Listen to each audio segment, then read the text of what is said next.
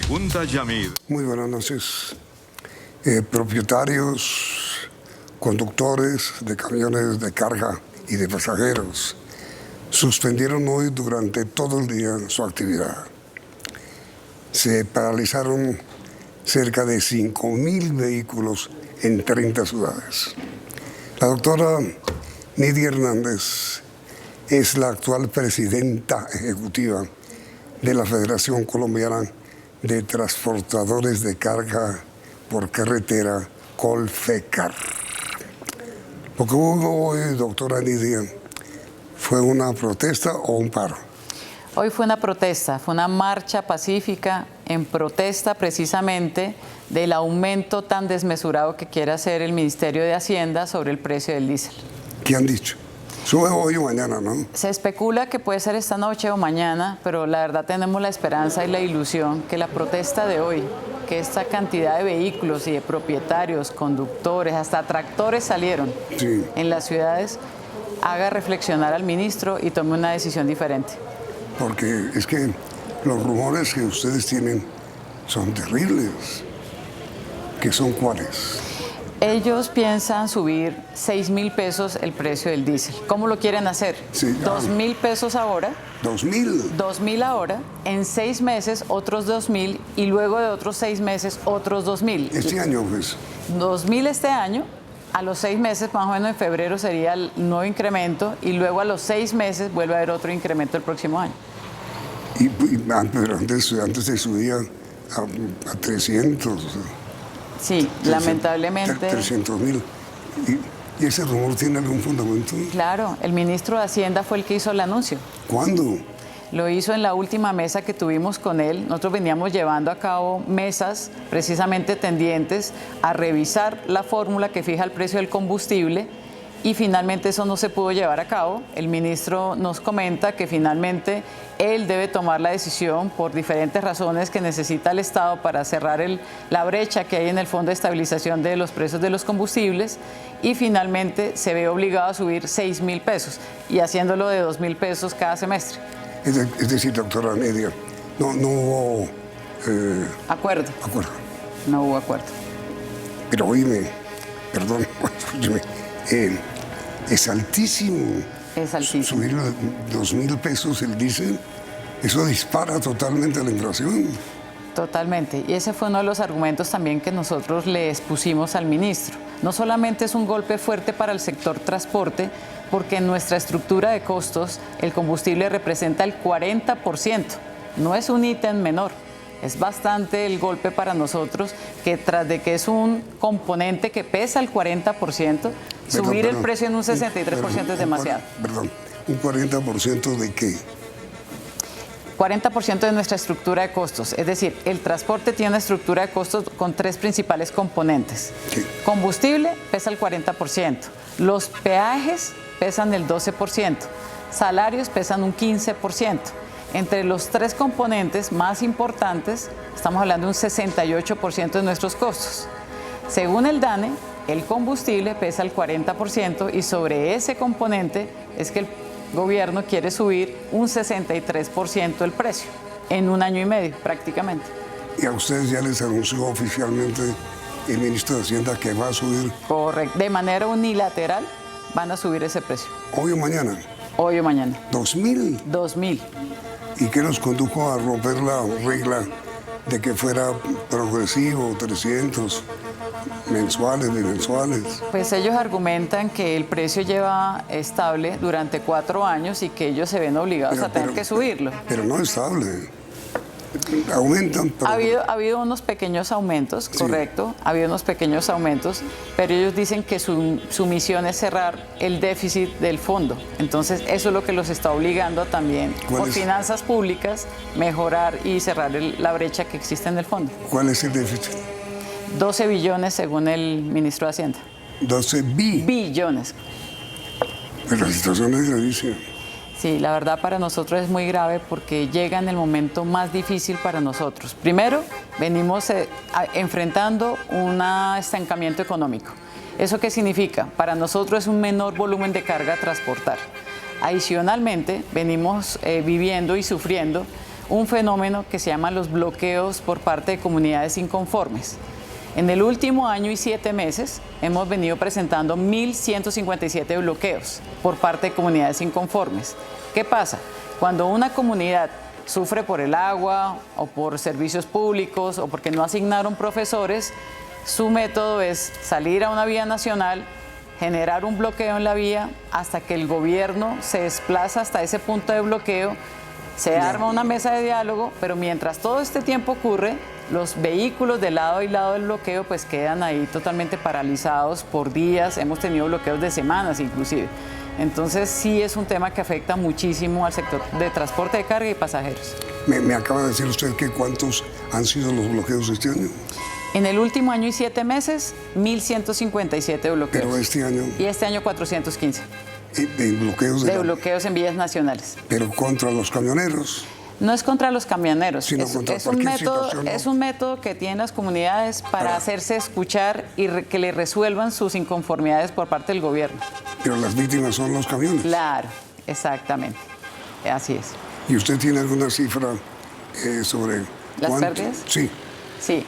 Nosotros, digamos, en todo lo que es transporte de carga, hemos calculado que las pérdidas ascienden en 5 billones de pesos. Pero si le sumo lo de pasajeros, son otros 5 billones más. Entonces, en tanto carga como pasajeros, las pérdidas van en 10 billones de pesos. Pero la situación entonces es absolutamente dramática. ¿Y qué van a hacer ustedes?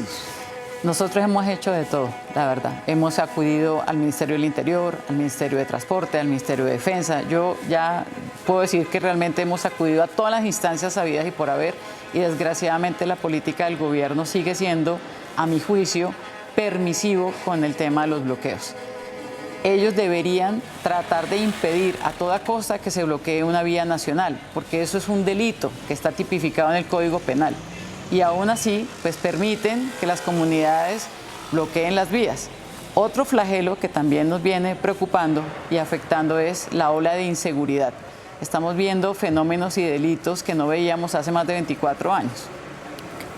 ¿Qué ola de inseguridad? Por ejemplo, la extorsión ha crecido en un 28%. Hacía muchísimo tiempo, extorsión a empresarios. De carga. A los empresarios. Y también el cobro de vacunas a los conductores sobre las vías nacionales. Eso es un tema gravísimo y adicionalmente súmele a lo que pasó el día de ayer, que es un ejemplo claro. En Antioquia, anoche quemaron 3 tractomulas y un bus. Eso realmente uno no entiende cómo uno, como un sector privado que paga impuestos al gobierno y que espera uno que se garantice la seguridad física, eso no ocurre, desafortunadamente. Y estamos a la merced de la delincuencia, de los grupos armados que cada vez tienen un mayor control del territorio y que desgraciadamente nosotros como transportadores de carga y pasajeros pues nos volvemos como un grupo objetivo para ellos. ¿Y quiénes son, doctora Lidia, las personas o los grupos o los sectores que están incendiando camiones? Desgraciadamente son los grupos armados al margen de la ley y de todo tipo. Porque desgraciadamente cada vez van creciendo estos grupos, se van fortaleciendo, lamentablemente, porque pues obviamente terminamos nosotros siendo las víctimas de ellos. Están grupos como el ELN, disidencias de las FARC, Marquetalia, bueno, hoy en día cada vez crecen más y más ese tipo de grupos.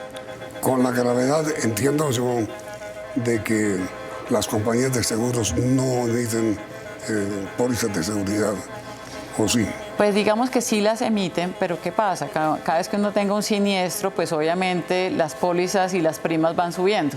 Y eso va generando también un sobrecosto para las empresas de transporte, que son las que finalmente tienen que responderle al generador de la carga. Y mire, las protestas que hubo en 30 ciudades, ¿no?, se originaron concretamente o puntualmente en qué tema. Pues, como digo yo, hay muchos motivos para protestar, pero claramente el principal motivo del día de hoy era el inminente alza del precio del diésel.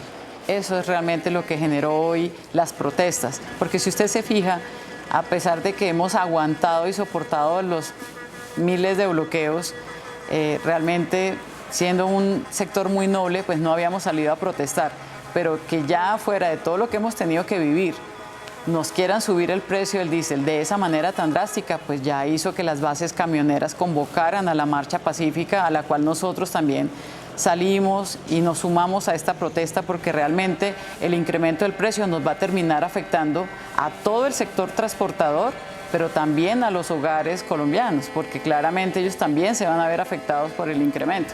¿Qué van a hacer ustedes? Vamos a esperar qué se decide. Estamos esperando en este momento que el ministro se pronuncie. Pero ya lo hizo. No, pero digamos, estamos esperando que de pronto con la protesta de hoy él cambie de opinión, reflexione sobre el impacto que esto va a tener. Era muy importante que él pudiera escuchar, como hoy pudo hacerse a través de los diferentes medios de comunicación, las opiniones, protestas, quejas, reflexiones por parte de los propietarios de los vehículos, que era muy importante también que los escuchara. Nosotros, o por lo menos yo, tengo la esperanza que él reflexione y cambie de opinión. Pero el ministro suspendió las conversaciones. Él las suspendió hace más de 2 semanas. Con el anuncio de que... Con el anuncio que de manera unilateral van a subir el precio. Sin decir cuánto. Sí, él lo anunció que eran 2.000 pesos antes de que terminara este mes. Por eso estamos calculando que puede ser hoy o mañana. El aumento de 2.000. La mala noticia, de 2.000 pesos sobre el precio de la CPM. Y cuando ocurra eso, que según el ministro va a ocurrir esta noche o mañana, ¿qué piensan ustedes hacer? Es demasiado alto, la verdad. Por eso. Y pues ahí yo creo que pues tendremos que convocar seguramente a la asamblea. Nosotros hacemos parte de una Cámara Intergremial del Transporte. Seguramente tendremos que volvernos a reunir. ¿Asamblea de Colfecar? No, nosotros creamos un supragremio que reúne a los gremios de las empresas, a las principales asociaciones camioneras y también asociaciones de volqueteros y de buses. Ese gremio hoy reúne 9 gremios del sector. Es como la SAC, pero de nuestro sector transporte, para decirlo de alguna manera, como un símil allí. Entonces, pues tendríamos que volver a reunirnos, pero digamos que yo no veo tan fácil que si ya suben el precio, pues digamos nosotros podamos hacer gran cosa. Ya estará en manos de las asociaciones camioneras lo que ellos puedan de pronto determinar, porque digamos ellos ya han anunciado que si llega a subir el precio, pues no les va a quedar otro remedio que guardar los vehículos, porque para ellos no va a ser negocio poder salir a prestar el servicio, y eso va a generar realmente una crisis difícil en nuestro sector. ¿Por qué? Ellos alegan también de que si se sube el precio, pues claramente los más perjudicados van a ser los pequeños propietarios, y por otro lado las empresas van a quedar como en un sándwich con la presión del generador de carga a no querer subir los fletes a los porcentajes que seguramente vamos a tener que llegar con este incremento, y por otro lado también los propietarios presionando a que se les pague el flete justo. Entonces ahí va a haber realmente una crisis bastante difícil para el sector transportador. Este programa está siendo grabado a las 7:10 de la noche. Hasta este momento no ha ocurrido nada. Quién sabe si ocurrirá hoy o será mañana. Correcto. Pero todo parece indicar que sí va a pasar. Al parecer sí. Al parecer sí, aunque yo todavía guardo, dicen que la esperanza es lo último que se pierde, así que sigo confiada en que de verdad el ministro y sobre todo el presidente tomen la mejor decisión pensando en la economía de los hogares, en la economía también de los ciudadanos, porque esto no solamente va a generar un impacto fuerte en la inflación, sino también en el precio de los transportes públicos de pasajeros, tanto urbanos como intermunicipales y nacionales. Eso también va a generar un golpe bastante fuerte cuando tenemos conocimiento que ha habido una disminución importante en el transporte de pasajeros.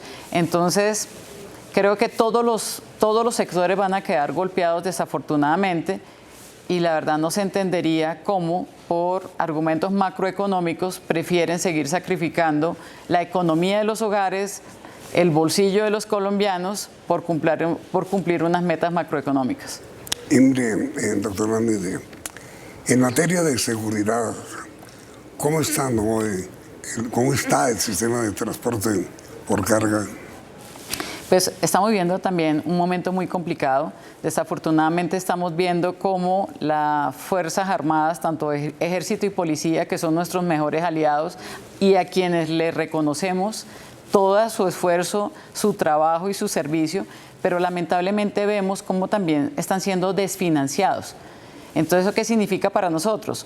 una disminución en el pie de fuerza en las vías nacionales, una disminución también en las herramientas que ellos necesitan para poder prestar sus servicios, por ejemplo, vehículos blindados, el combustible que necesitan también para sus vehículos, que los vehículos no estén en talleres, sino que estén precisamente prestando el servicio sobre las vías nacionales. Eso ayudaría a garantizar también la seguridad física que necesitamos nosotros como el transporte de carga y pasajeros. Lamentablemente estamos encontrándonos con atracos a los conductores que muchas veces terminan en la pérdida de la vida de los conductores o, por ejemplo, como los casos de actos de terrorismo donde terminan incinerados vehículos de carga y de pasajeros. ¿Usted tiene algún cálculo sobre a cuánto podría ascender las pérdidas que sufren los propietarios, los empresarios, los conductores de... Realmente no es fácil, Yamit. La verdad no es fácil de calcular porque lamentablemente también hay un subregistro precisamente por temas de denuncias, no es fácil también. Y muchas veces también los delitos cuando son tipificados no quedan tipificados bien, quedan como un hurto simple y no como piratería terrestre. Entonces eso hace que también de alguna manera los datos no queden bien calculados. ¿Qué es lo que produce? ¿Quién la realiza la piratería terrestre que usted denunció? Bueno, normalmente ahí sí actúan muchas bandas delincuenciales en el tema de piratería terrestre. Históricamente han sido bandas delincuenciales. No guerrilla. No, básicamente son bandas delincuenciales. Muchas veces, ¿qué pasa también? Muchas bandas trabajan para grupos armados al margen de la ley también. Pero digamos, la razón principal es el saqueo.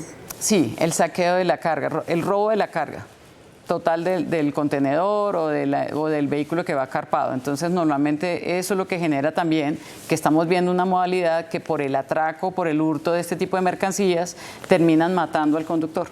¿Y cuántas víctimas ha habido este año? Según las asociaciones camioneras, van 18 conductores muertos. Por un asalto. Correcto. Para robar el camión y llevar su contenido. Correcto. Así es. ¿Y ustedes no han tenido suficiente apoyo como para evitar esta tragedia? Eso es otra cosa. Por ejemplo, como no estamos sintiendo también un apoyo en ciertas vías, en ciertos departamentos, ¿qué le obliga a la empresa de transporte? Pues a asumir mayores costos para poder administrar el riesgo. Póngale escoltas, póngale GPS a los vehículos. Entonces, eso incurre en mayores gastos también para la organización, para las empresas de transporte, poder mitigar ese tipo de eventos. ¿Cuáles son, doctora Nidia, los departamentos más afectados? En los departamentos más afectados que estamos viendo son Cauca, Valle del Cauca, Antioquia.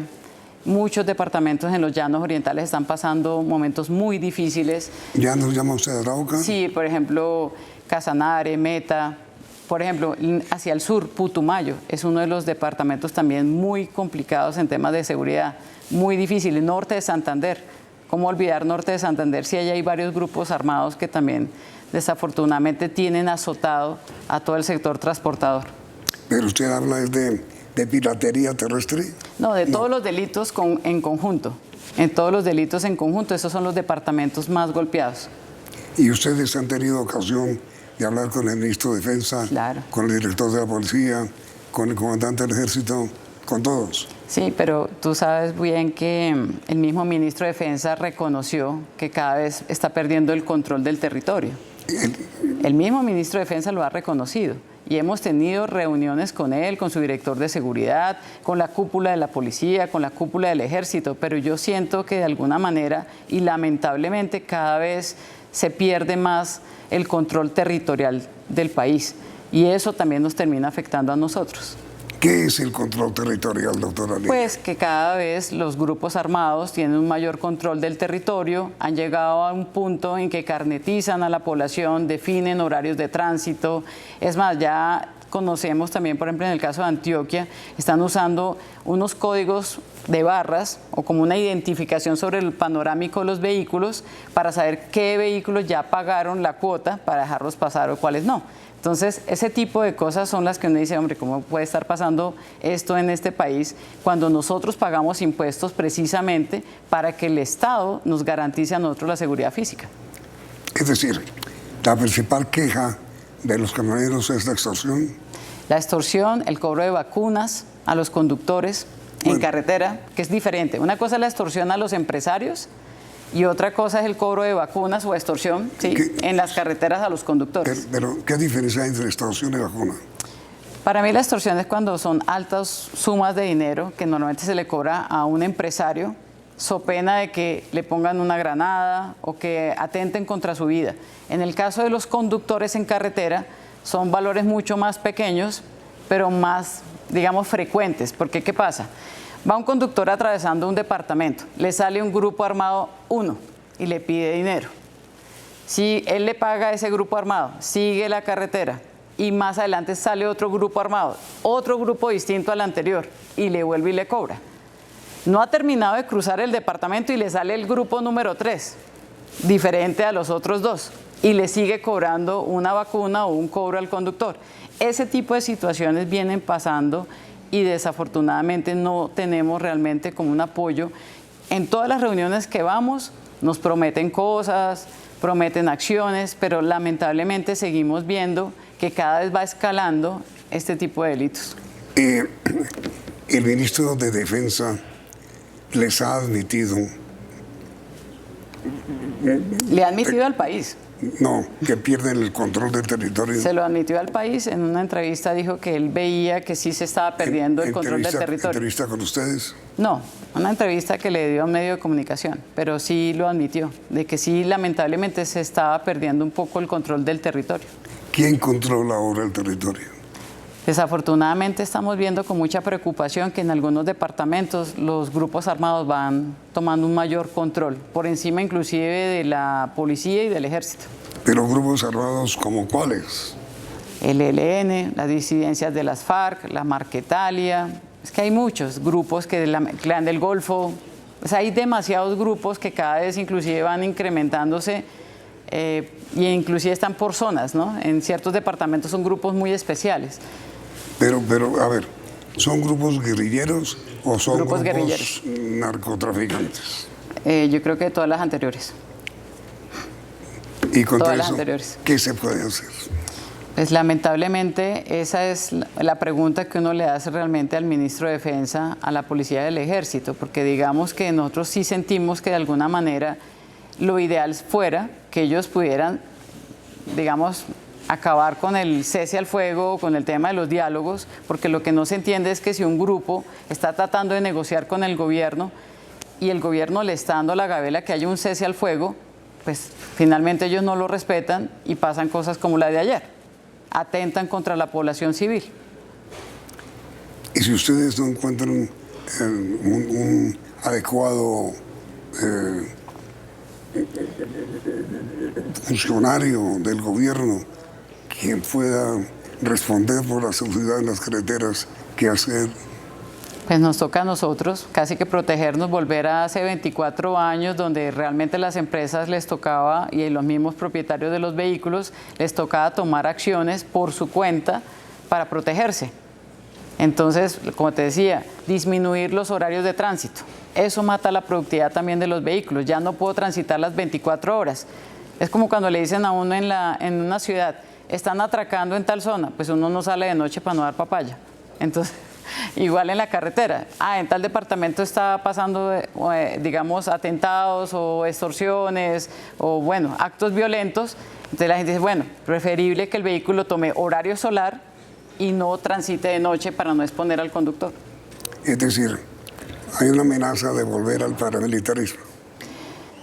Pues yo esperaría que no, porque realmente eso fue una parte trágica de nuestro país y sería muy tenaz volver a pasar a pero esa hay historia, ese riesgo. a repetir esa historia. Sí, existe ese riesgo, pero la verdad sería muy lamentable, la verdad. Pero usted dice que los empresarios de camiones están pensando en defenderse. Sí, pero digamos defendernos no con armas, ni muchísimo menos, sino simplemente en tomar acciones que también nos terminan perjudicando en la productividad, como le decía. ¿Pero acciones como cuáles? Por ejemplo, recortar los tiempos de tránsito. Ya no podríamos transitar de noche en ciertos departamentos, precisamente por evitar lo que pasó anoche. Las 3 tractomulas que quemaron anoche fue en horario de las 10, 11 de la noche, lamentablemente. ¿Y quién las reclamó en su autoría? Presuntamente y según las autoridades fue el ELN. Pero no está confirmado. No está confirmado, por eso es presunto por ahora. Eso fue anoche. Sí, porque puede ser que utilicen el nombre del ELN para hacer... Claro, entonces pues eso toca esperar la confirmación por parte de las autoridades. ¿Y las autoridades que les han dicho sobre la autoría de los atentados de anoche? Que presuntamente es el ELN porque resulta que después de que ocurre el evento apareció una bandera colgada en el mismo punto del ELN. Me has dicho, la alternativa que ustedes están estudiando, doctora Nidia, es trabajar únicamente de día. Sí, y eso mataría muchísimo más la productividad cuando ya venimos siendo golpeados por los bloqueos de las comunidades inconformes. Se nos ha acabado el tiempo por hoy, doctora Nidia Hernández, presidenta de Colfecar. Muchas gracias por haber aceptado esa invitación y ojalá encontremos pronto una solución. Muchas gracias, Yamil. A usted. Mil gracias. Y a ustedes por la sintonía y los invitamos a continuar aquí en CMI. CMI presentó Pregunta a Yamil.